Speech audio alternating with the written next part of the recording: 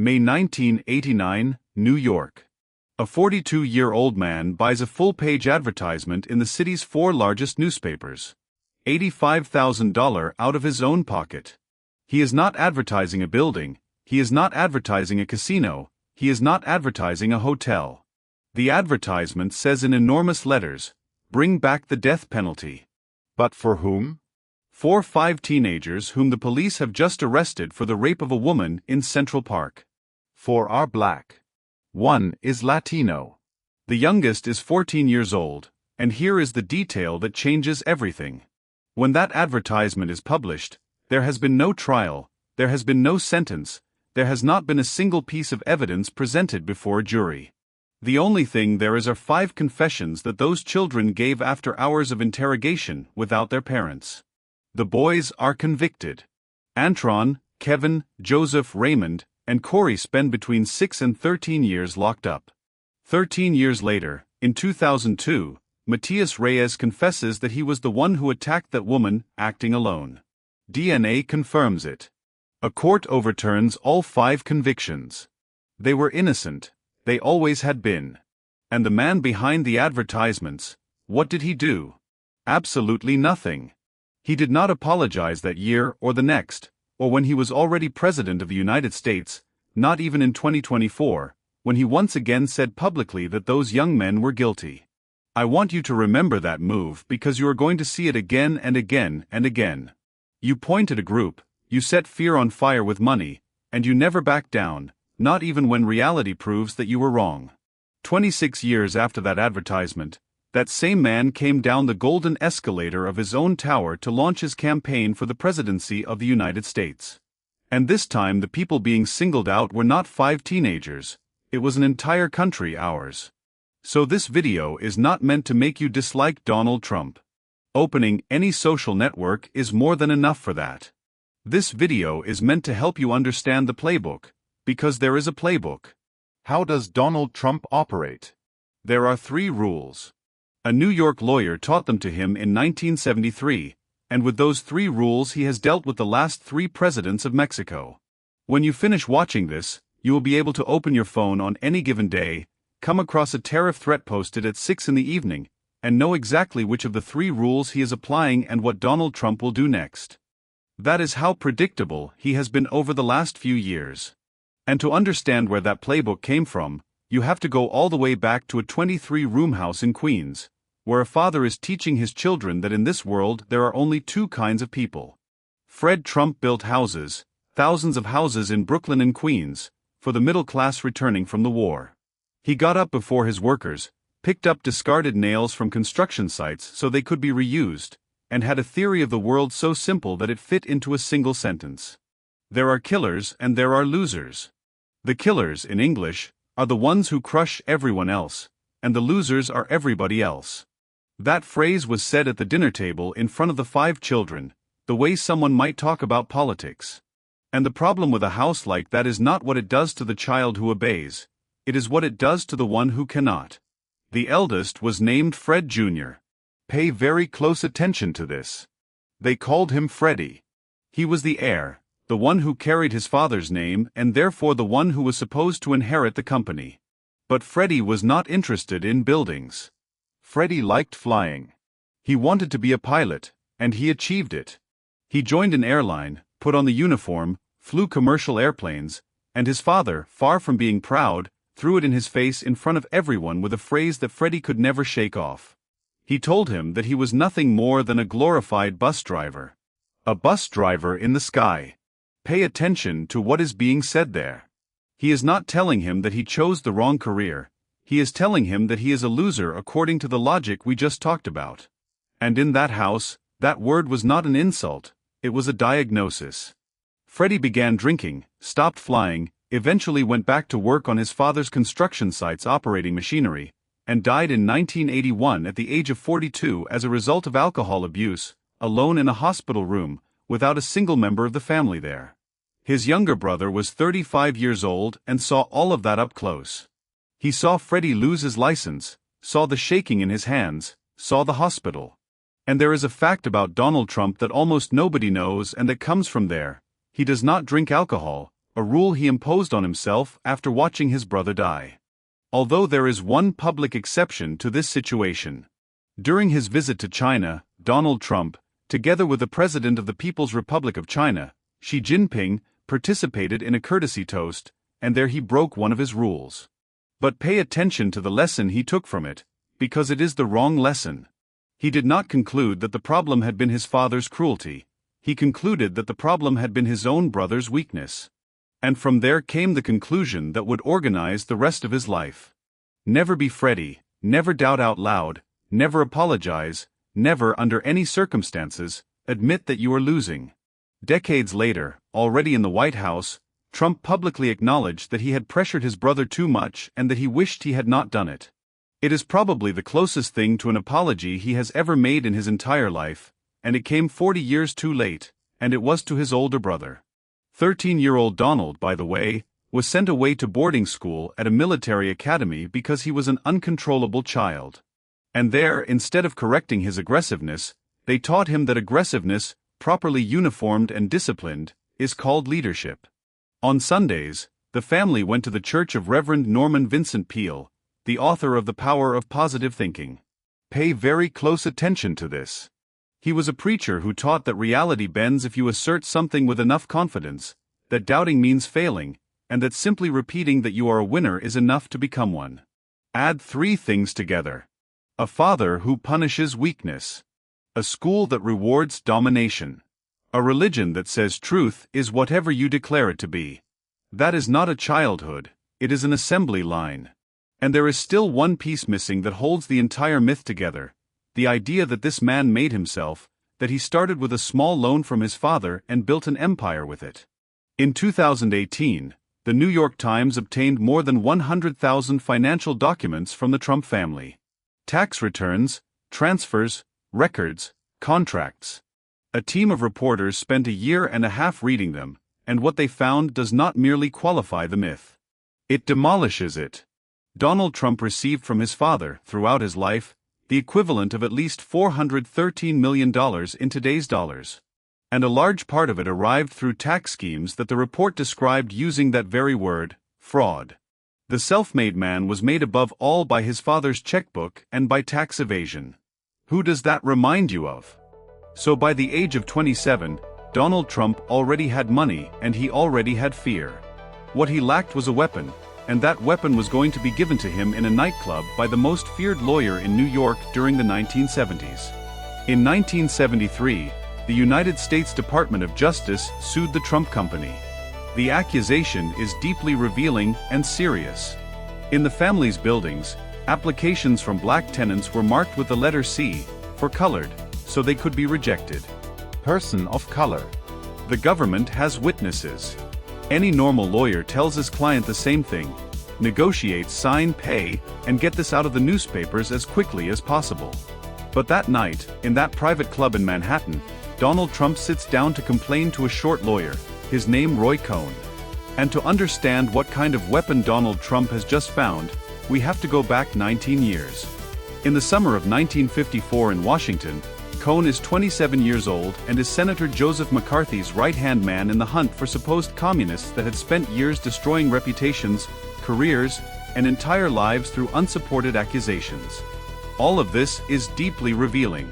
The hearings are broadcast on television. It is the first great political spectacle of the modern era. And in one of those sessions, after yet another unsupported accusation, an army lawyer named Joseph Welch asks McCarthy the question that became historic: "Have you no sense of decency, sir?" The entire room applauds. The hunt collapses. McCarthy's career ends, and he dies 3 years later. And Cohn, the lawyer, opens a law firm and becomes one of the most sought-after lawyers in the city. He lost and came out ahead. That is the man Trump sits down to complain to that night. And Cohn gives him a piece of advice that will change his life. Tell them to go to hell and fight them in court. Trump did not negotiate. He countersued the United States government for millions of dollars, accusing it of defaming him. The countersuit was dismissed immediately, and 2 years later the company signed an agreement requiring it to change its rental practices. In other words, he lost and then went out and said that he had won. Because in the agreement, pay attention, he did not admit guilt. There, in that lost case, the playbook is born, and here I am giving it to you in full. You will recognize it in every controversial statement, in every decision that marks the history of the country, in every threat against Mexico, Latin America, and the entire continent. Rule number 1, always attack. Never defend yourself. The moment you defend yourself, you are playing on the other person's field. Rule number 2, admit nothing and deny everything. Even when the evidence is sitting on the table, apologizing is the only irreversible defeat.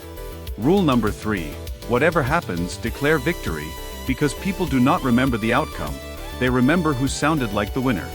3 rules, 53 years. And in this video you will see how he has applied each and every one of these 3 rules again and again. For 13 years, Cohn was much more than his lawyer. He was his godfather, the man who introduced him to judges, politicians, newspaper owners, and people connected to the construction mafia. Trump used to say that if you had a problem, what you needed was Roy, and with that playbook under his arm he crossed into Manhattan and built the brand. His golden tower on Fifth Avenue, the casinos, his surname turned into a logo. Now come back with me to the advertisement from the beginning, because surely you see it differently now. May 1989. It is not an outburst of indignation from a concerned citizen. It is rule number 1 executed with surgical precision. Attack first, attack the weakest, attack before the trial, and do it with so much money, with so much noise, that the outcome of the trial no longer matters. And when, 13 years later, science proves that you attacked 5 innocent people, rule number 2 comes in. Admit nothing, not even an apology, never ever. But there is one final chapter in that relationship, and it is the one that truly tells you who Donald Trump is. In the mid-1980s, Roy became ill with AIDS, at a time when that disease was a death sentence and also a public disgrace. His star pupil, the man he had helped create, began distancing himself, took legal matters away from him, stopped taking calls from his lawyer, the man who had built him. He died in August 1986, practically alone. But pay very close attention to this. Shortly before his death, while speaking about Donald Trump, he left behind a phrase that his own biographers recorded and that is perhaps the best portrait of this man that exists. Donald pisses ice water. Think about it. The teacher is dying and the student applies the playbook to the man who taught it to him. Because the playbook does not have a 4th rule that says, be loyal to the person who helped you. Loyalty in that system travels in only one direction. Remember that too.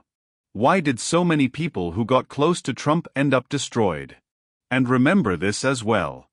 Trump had just inherited the most effective weapon in American politics only 4 years before losing absolutely everything. April 1990, Atlantic City. Trump opens the Taj Mahal, the most expensive casino ever built in the United States. $1 billion, fantasy domes, enormous chandeliers, elephants at the entrance.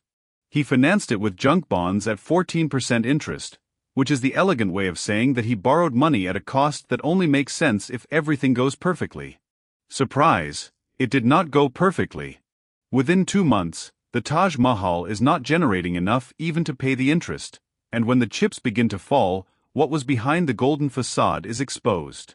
Donald Trump owes $3.4 billion to more than 70 banks.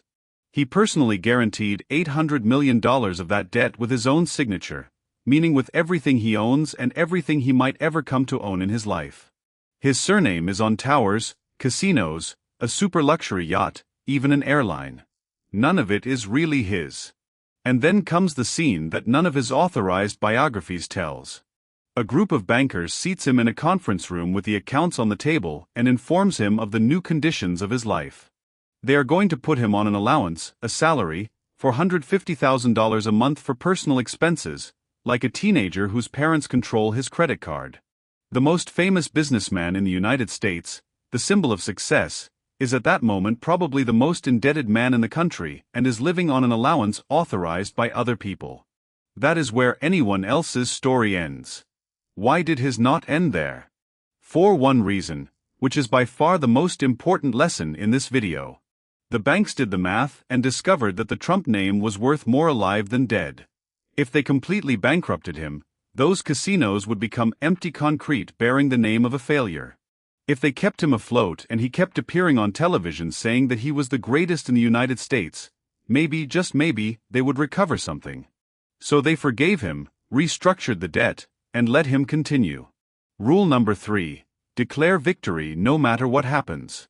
It had just stopped being a lawyer's technique and become a financial asset. And now the uncomfortable question. If he was forgiven, who paid?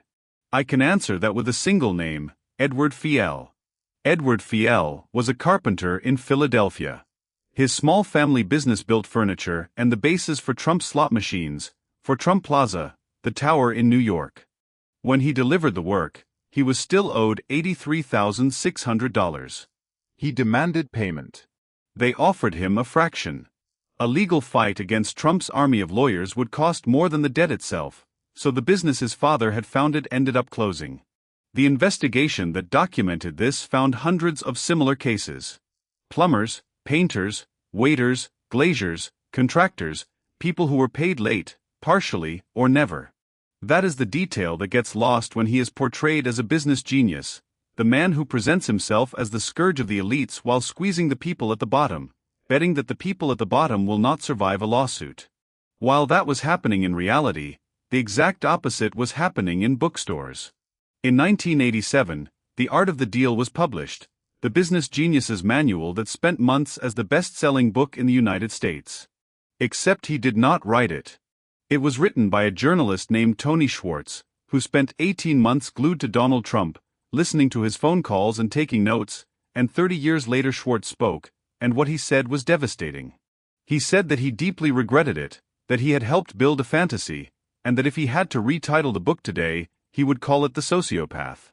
In that same book, by the way, the concept that defines Trump's entire career was coined, truthful hyperbole.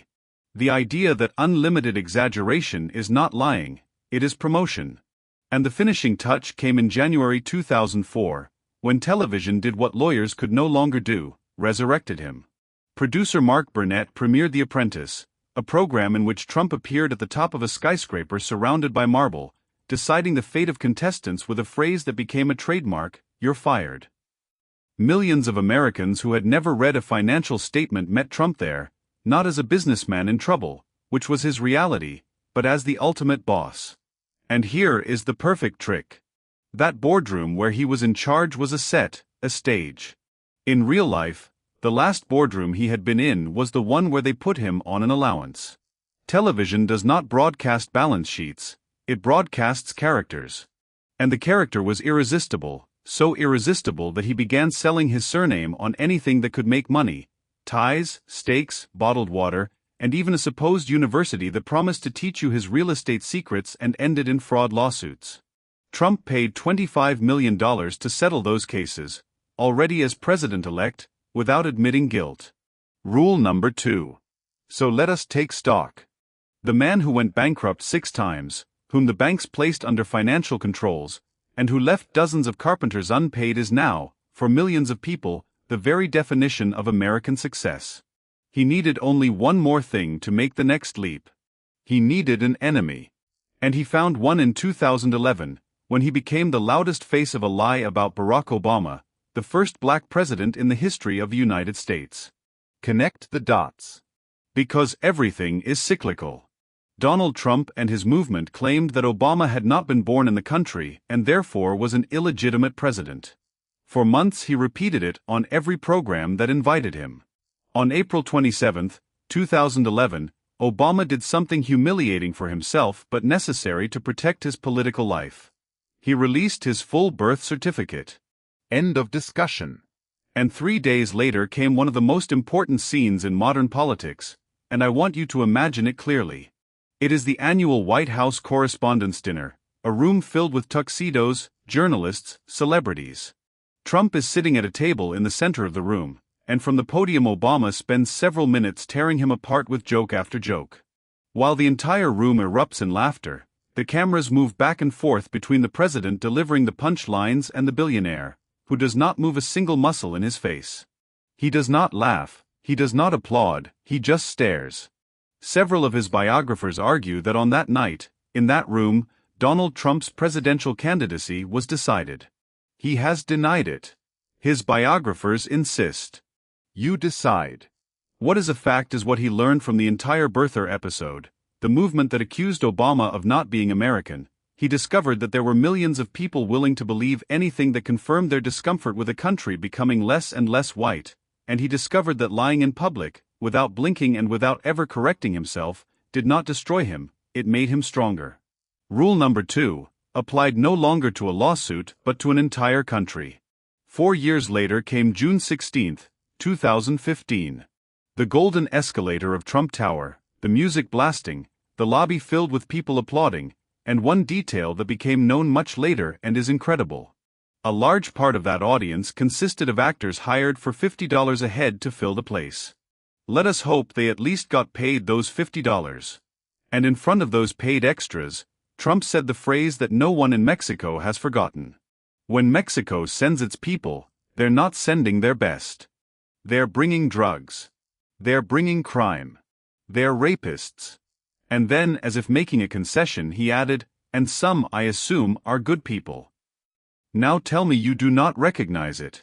It is as though we had gone back to May 1989. It is exactly the same move. Single out a group because of its color, ignite fear with money and noise, and never back down. The only difference is scale. In 1989, it was 5 teenagers from Harlem. In 2015, it was 37 million people of Mexican origin, and it worked just as well. Analysts laughed. Comedians had a field day. Experts said the candidacy would not last even a month, and they all made the same mistake. They measured him by the rules of traditional politics when he was playing with the playbook of a 1950s lawyer and the instincts of a reality show. The insult was not a campaign accident, the insult was the product. The following year he demonstrated it in the clearest possible way. When a federal judge named Gonzalo Curiel was handling the fraud case against his university, Trump publicly declared that the judge could not be impartial for one reason alone, because he was Mexican. Curiel was born in Indiana. He is American. It did not matter. For Trump, the surname was the sentence. Even the Republican leader of the United States House of Representatives, in other words, his own party colleague, said that this was the textbook definition of a racist comment, and even so he continued supporting him. That is the sequence. Scandal, condemnation for appearance's sake, final obedience. And that would become the official choreography of his party for the following decade. And 1 month before the election came the only thing in his entire life that forced him to break the playbook. On October 7, 2016, a 2005 recording was leaked in which Trump, with a live microphone and without realizing it, boasts that when you are famous you can grab women wherever you want. That is what he said. The scandal was so enormous that dozens of politicians from his own party once again asked him to withdraw from the race, and that night he did something he had never done. He recorded a video and said the forbidden word. He literally said that he apologized. It was the exception of a lifetime. And notice how it ended. In the next debate, he minimized it as locker room talk, and a year later, already President of the United States, according to the New York Times, he began suggesting to people in his circle that perhaps the recording was not even authentic. In other words, he apologized once, experienced what it felt like, and spent the following years undoing that apology, denying everything. He has never apologized for anything again. He won the presidency in November 2016 promising 2 things that directly affected us in Mexico, a huge wall and that our country would pay for it. Mexico never paid anything, and of the more than 3,000 kilometers of border, most of what was built was replacement fencing for barriers that already existed. But it would be a mistake to measure that 6-year period by the wall because the real damage was not the concrete. The real damage sounds like this. June 2018, at a Border Patrol facility in Texas, someone secretly records what is happening inside and sends the recording to the news organization ProPublica. In that recording, children can be heard crying and looking for their parents. It is the zero-tolerance policy. Families who cross are deliberately separated, the parents on one side, the children on the other. And this is done so that the suffering serves as a warning. Among those voices there is one that stands out from all the others. A 6-year-old Salvadoran girl, Jimena, who is not crying for her mother, she is crying for a telephone. She knows her aunt's number by heart and repeats it again and again and again in the hope that someone will call. And at one point in the recording, an agent can be heard making a joke. He says in Spanish that they have an orchestra there and that the only thing missing is a conductor. 5,500 children were separated from their parents under that policy. Years later, there were still children who had not been reunited with their families because no one kept adequate records of who had been taken where. It was not an administrative mistake. It was the playbook. Attack the weakest, make them suffer in public so it serves as a message, and never admit that it was wrong. And that contempt was not directed only at Mexico. In October 2017, after Hurricane Maria devastated Puerto Rico, an island whose residents are United States citizens, Trump visited. He stood in front of a group of disaster victims who had lost everything, picked up rolls of paper towels, and started throwing them to people as though he were tossing T-shirts at a concert, laughing in the middle of a tragedy. A later study by George Washington University associated the hurricane and the disastrous response to it with nearly 3,000 deaths. And a few months later, during a White House meeting on immigration, he asked why the United States had to accept people from what he called shithole countries. He mentioned Haiti, El Salvador, and African nations, instead of accepting Norwegians. He half denied it. Senators who had been sitting in that room publicly confirmed it. There you have the complete mental map, and all of us got the economic version of it. In 2019, he threatened Mexico with tariffs that would rise every month until reaching 25% if the government of Andrés Manuel López Obrador did not stop migration. Pay close attention because this will repeat itself all the time, no matter when you watch this video. What happened? Mexico gave in and deployed its newly created National Guard to pursue migrants, and that inaugurated the mechanism that defines this relationship to this day. The United States applies economic pressure and Mexico pays through migration and security policy. Remember that because in a few minutes you are going to see it again with another president and with much larger numbers. And then, in November 2020, something happened to Donald Trump that his father had taught him could never happen. He lost. He lost the election to Joe Biden by 7 million votes. And this entire story, everything we have been talking about, is concentrated in what he did next. The man who watched his brother be destroyed by the label of loser. The pupil whose third rule was to declare himself victorious no matter what happened did exactly what his biography had predicted since the 1950s. He did not accept the result. He said there had been fraud. His lawyers filed lawsuits across the country and lost one after another. More than 60 times they lost in court, many of them before judges he himself had appointed. His own top election cybersecurity official declared that it had been the most secure election in the history of the United States. Trump fired him on Twitter, and on January 6, 2021, while Congress was meeting to certify Biden's victory, a crowd summoned and inflamed by him marched toward the United States Capitol, smashed windows, overpowered police officers, and entered the building hunting for lawmakers. And I want you to stop at one detail from that day because it sums up absolutely everything. Outside the Capitol, that crowd erected a wooden gallows, a real gallows with a noose, and they chanted a name, "Hang Mike Pence." Mike Pence was his own vice president, the man who had spent 4 years at his side defending him from everything. And that day the mob wanted to hang him for one reason alone, because he refused to do what Trump asked him to do and certified that election. Pence had to be rushed out of the building through a corridor with his family, while the protesters advanced only meters away. People died.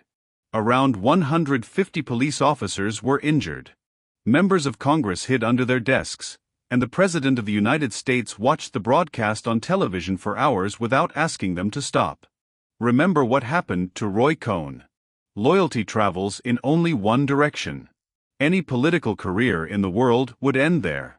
His did not. 4 criminal cases followed, and on May 30, 2024, in a Manhattan courtroom, a jury of 12 ordinary citizens found him guilty of 34 felonies for falsifying business records to conceal a payment to an adult film actress. The first convicted president in United States history. Stop here and let the image come into focus because it is enormous. A former president under escort hearing the word guilty 34 times, and 159 days after his conviction, that same man won the presidency again, and this time he also won the popular vote. Let that sink in. The system that was supposedly going to stop him did everything a system can do. It investigated him, prosecuted him, tried him, convicted him, and in the end returned him to the White House stronger than when he entered. Rule number 3 stopped being a technique for winning lawsuits and became a verified theory of power. If you never admit defeat, defeat does not exist. His father did not stop him. The banks did not stop him. The press did not stop him. The courts did not stop him. The ballot box did not stop him. Nothing in 80 years has managed to place a limit on this man. By the way, Donald Trump is the oldest president in the history of the United States. Returning to the subject, now remove the last restraints that remained on that man. The officials who told him no during his first term and who, in the second, were replaced by absolute loyalists. Put him back in the most powerful office on the planet and place us in front of him along 3,150 kilometers of border. Rule number 1, attack. And he attacked. On January 20th, 2025, the same day he took office, he signed an executive order requiring official United States documents to call the Gulf of Mexico the Gulf of America. It is a symbolic gesture, and precisely for that reason it is perfect for him. From the first day it tells you who decides what things are called and what he is aiming at. In February he designates 6 Mexican cartels as terrorist organizations, the category Washington reserves for groups such as Al-Qaeda, and announces 25% tariffs on Mexican products. And there is the gun on the table, because this is the fact that explains the entire relationship. 8 out of every $10 that Mexico exports go to the United States. Every tariff threat is a direct threat against millions of Mexican jobs, and he knows that precisely. On the other side, President Claudia Sheinbaum Pardo chose not to take the bait, keep a cool head, negotiate constantly, concede specific pieces in order to avoid larger blows. And when Trump accused Mexico of being governed by organized crime, by the cartels, she responded that only one entity governs Mexico, and that is the people of Mexico. President Claudia Sheinbaum's position is profoundly complicated and unenviable. It has to be said, governing a country whose economy depends on the morning mood of a man who eats threats for breakfast. But while the governments negotiated, something else was happening below. March 2025, the United States government takes hundreds of Venezuelan migrants and, using a wartime law from 1798, sends them without trial to a megaprison in El Salvador, Secote. The Salvadoran government releases the video, and that same video goes around the world. Men in chains bent in half, pushed through corridors, their heads shaved down to the scalp on the floor. Later reports found that a large portion of them had no criminal records. Many were there because they had tattoos. Think carefully about that. They were not deported to their own country, they were handed over to a prison in a third country without trial, without sentence, without names, without being found guilty. And these are not isolated cases. Around 244,000 Mexicans, and by December Mexico had already received more than 145,000 deportees. Every one of those numbers is a household where someone did not return to work, and as if one final touch were needed, beginning January 1, 2026, the United States charges a tax on remittances sent in cash. In other words, a fee on money. Money that a construction worker sends to his mother. Rule number 2, admit nothing. On September 2, 2025, the United States announced that it had destroyed a boat in the Caribbean. It says the boat was carrying drugs and 11 members of a Venezuelan gang. There was no boarding, there was no arrest, once again there was no trial, there was a missile, and that was the first one. By the end of December there were more than 30 vessels and more than 100 dead. Later counts brought the figure close to 190. And here is the detail that turns it into something else. The government has not publicly presented evidence that those specific boats were carrying drugs, nor has it released the list of those who died.